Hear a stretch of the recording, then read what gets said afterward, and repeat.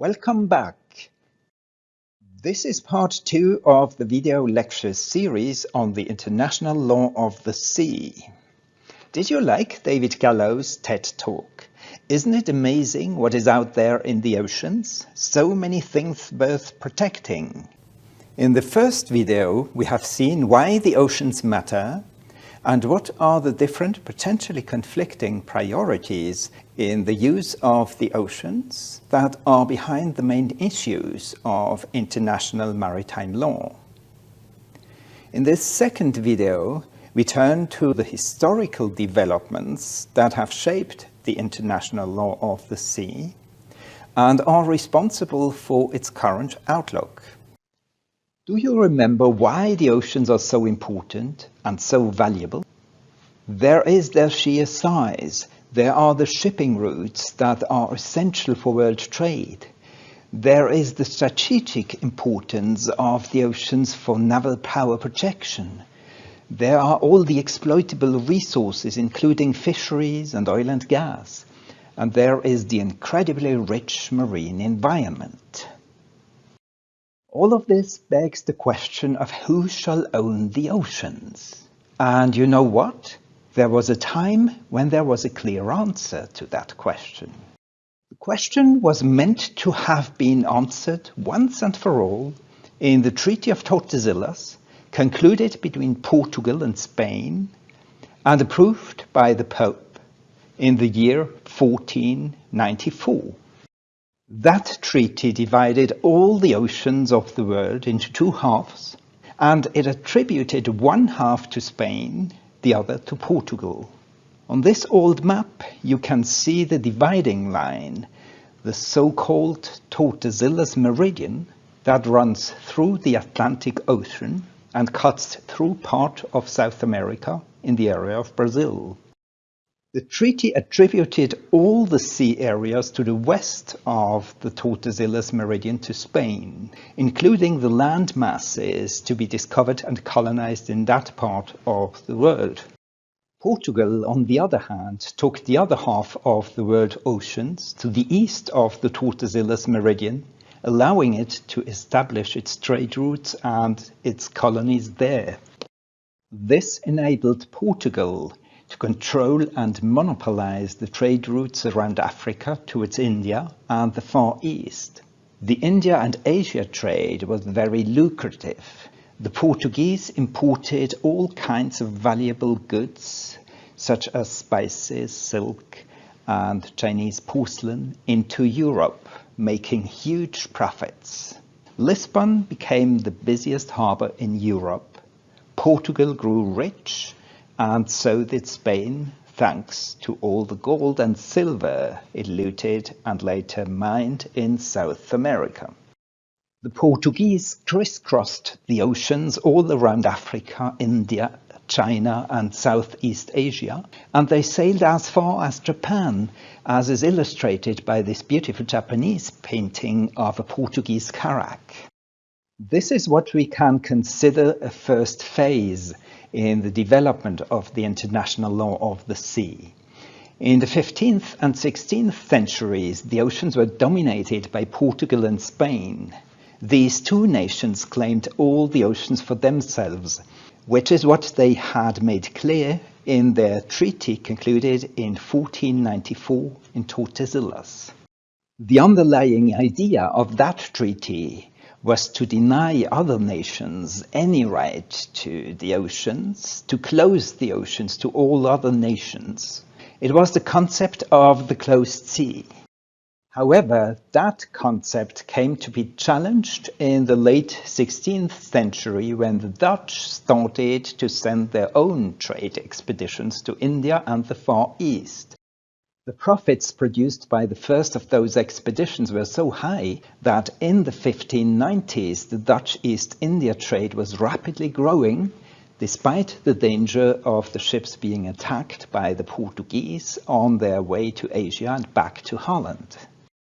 After a few years, a whole range of Dutch trading companies were competing with each other, which quickly lowered prices and eroded profit margins. At that point, the government of the Dutch Republic stepped in It took the initiative to merge all those private companies and concentrate the entire Dutch India trade in one big trading company backed by the state. This is how the Dutch East India Company, the Verenigde Oost-Indische Company, the famous VOC, was founded in 1602. The VOC immediately became a big player. It had a large fleet of merchant ships, and the government also granted it the right to hire soldiers, operate warships, and establish fortified ports and military bases along its trade routes to Asia. Of course, all of this presented an ever greater challenge to the monopoly claimed by the Portuguese for the East India trade. Tensions rose, and the clash between the two nations became inevitable. The Dutch and the Portuguese waged war against each other for 6 decades, from 1602 to 1663. Over time, the Dutch prevailed.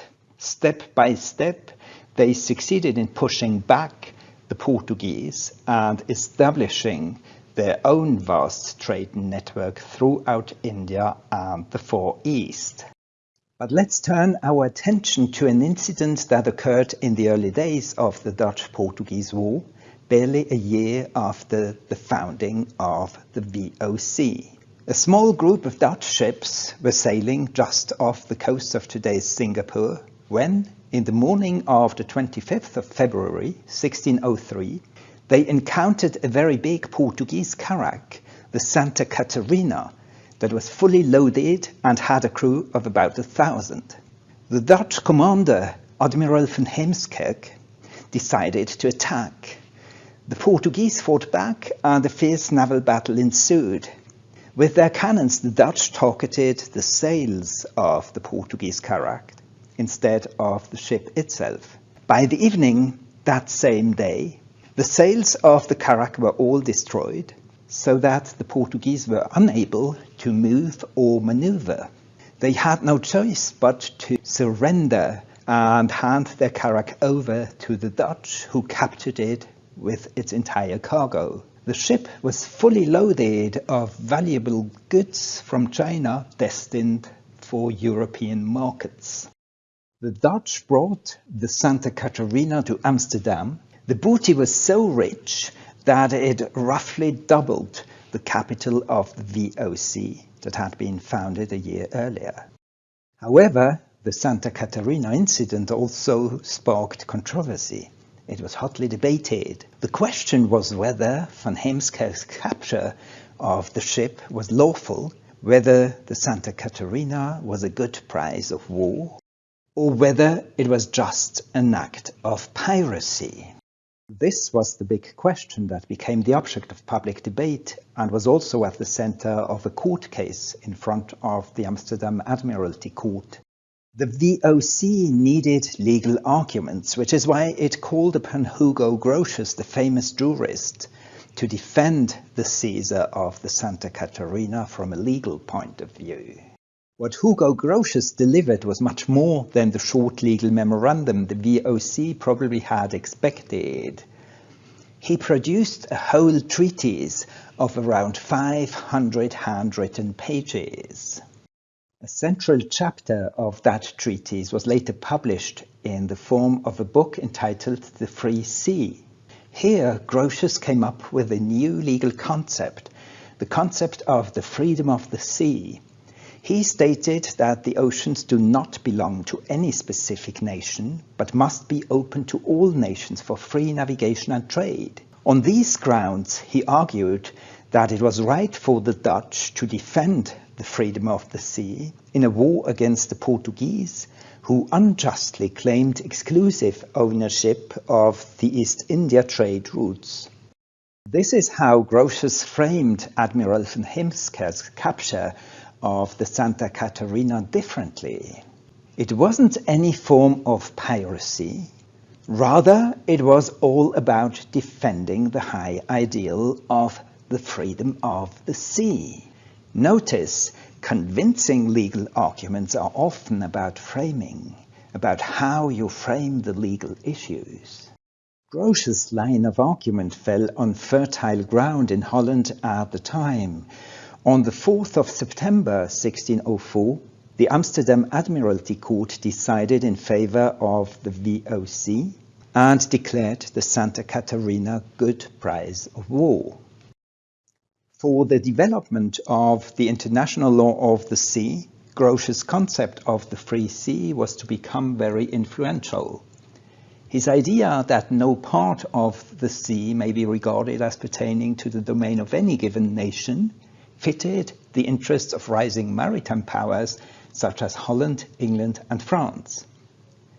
For centuries, the principle of the freedom of the sea that opened the oceans up for all nations took center stage in international maritime law, and it is still one of its main pillars. It's one of the priorities in the use of the oceans that the current law of the sea takes into account. You'll find it in Article 87 of the United Nations Convention on the Law of the Sea, which explicitly states that the high seas are open to all states, whether coastal or landlocked. Freedom of the high seas comprises, inter alia, both for coastal states and landlocked states, freedom of navigation, and today also freedom of overflight. In addition, Article 89 makes it clear that no state may validly purport to subject any part of the high seas to its sovereignty. All of this shows you the extraordinary significance of the Santa Catarina incident. It triggered the paradigm shift away from the concept of the closed sea towards the new principle of the freedom of the sea, in the context of the rise of new maritime powers that started to compete with Portugal and Spain. This marked the beginning of a new phase in the development of the international law of the sea, a phase when all was about free navigation and free trade across the oceans around the globe. This remained the main focus of the international law of the sea from the 17th century until the middle of the 20th century. However, a question that soon arose during that time was how far into the ocean a coastal state shall be able to claim jurisdiction and control over the sea areas along its coasts. At first, there was no obvious answer to that question. But then, at the beginning of the 18th century, Cornelis van Blinkershoek, again a Dutchman, came up with a promising theory. He suggested that the territorial power of a coastal state shall end where the reach of the weapons end. In other words, the coastal state's jurisdiction and control was considered to extend as far as a cannon placed on the shore could shoot into the ocean. It's what is known as the cannon shot rule. Obviously, this is not a very precise rule. It depends on the cannon you use. But over time, it came to be recognized in international customary law that the cannon shot rule allows for a territorial sea extending to up to 3 nautical miles from the coastline. All the waters beyond that limit were regarded as high seas open to all nations for free navigation and trade. These were the rules until the middle of the 20th century. But then things started to change. In 1945, US President Harry Truman made the famous declaration you have in front of you.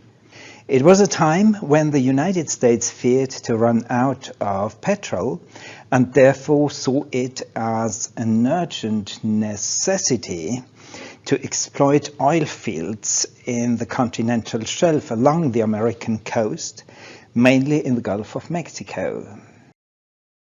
Against this background, President Truman proclaimed on behalf of his country that, having concern for the urgency of conserving and prudently utilizing its natural resources, the government of the United States regards the natural resources of the subsoil and seabed of the continental shelf beneath the high seas but contiguous to the coasts of the United States as appertaining to the United States, subject to its jurisdiction and control.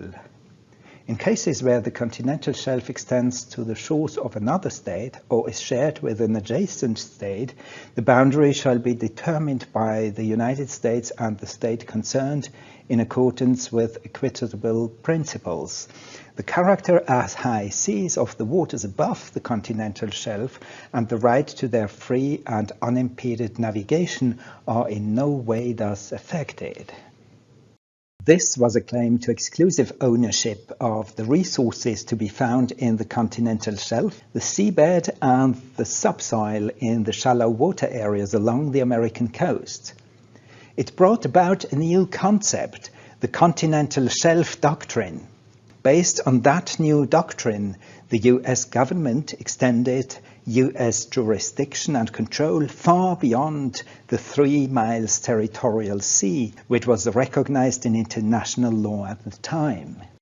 The 1945 Truman Proclamation set an example that was immediately followed by many other states around the globe, which suddenly shifted the main focus of maritime law discussions towards the exploitation of resources in the sea areas along the coast.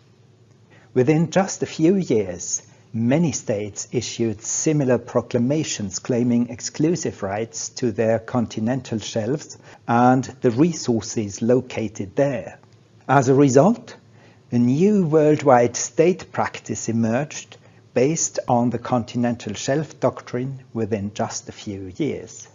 This laid the basis for a rapid change in international customary law. It became recognized as a matter of state practice accepted as law, that coastal states were able to claim exclusive rights in sea areas that reached much farther into the oceans than their territorial waters of just 3 nautical miles from the coastline.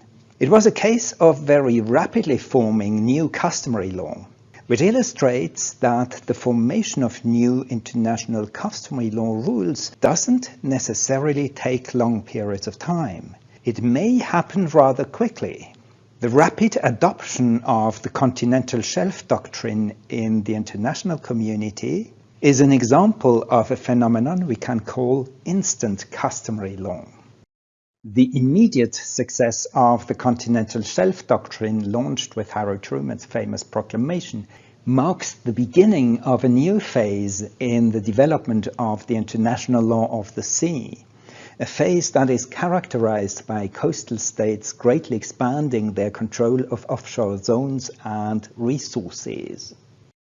Of course, all of this also increased the risks of conflicting interests and priorities.